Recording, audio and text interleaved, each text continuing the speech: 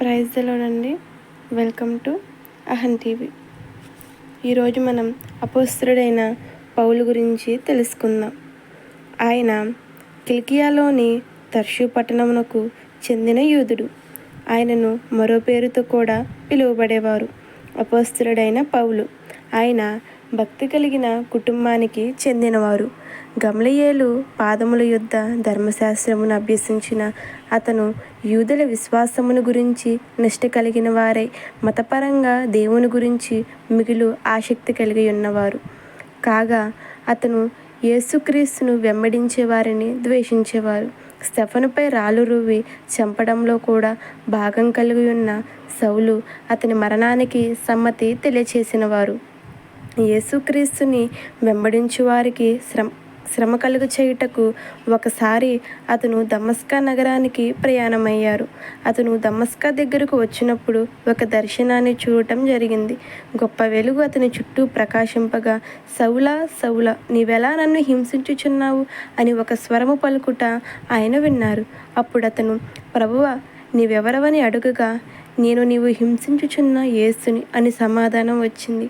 ఈ దర్శనము అతని జీవితాన్ని మార్చేసింది మరియు ఆ గొప్ప దర్శనానికి అతను ఏనాడు అవిధేయత చూపలేదు. వెంటనే ఆయన యేసు దేవుని కుమారుడని ప్రకటించడం ప్రారంభించారు. పౌలు అన్యజనులకు అపోస్తలుడు. ఆసియా మరియు ఐరోపా ఖండాల్లోని అనేక ప్రాంతాల్లో క్రైస్తవ సంఘములను స్థాపిస్తూ విశ్వాసులను దర్శించి వారిని బలపరుస్తూ అతను తన జీవితంలో 3 మిషనరీ ప్రయాణాలను చేపట్టారు. లేఖనముల్లో విమోచన కలుగు చేయుటకు వస్తాడని వాగ్దానము చేయబడిన మెస్సయ్య యేసుప్రభువేనని, ఆయన యందు విశ్వాసముంచుట ద్వారా మాత్రమే రక్షణ కలుగుతుందని అతను ధైర్యముగా ప్రకటించారు. యూదుల పారంపర్యాచార్యాలను తిరస్కరించిన అతను ఆచారాలను బట్టి కాక పరిశుద్ధాత్మ చేత నింపబడవలనని క్రైస్తవులకు సూచించారు. పౌలు ఎన్నో అద్భుతములను చేశారు. రోగులను స్వస్థపరిచారు మరియు దెయ్యములను పారద్రోలారు.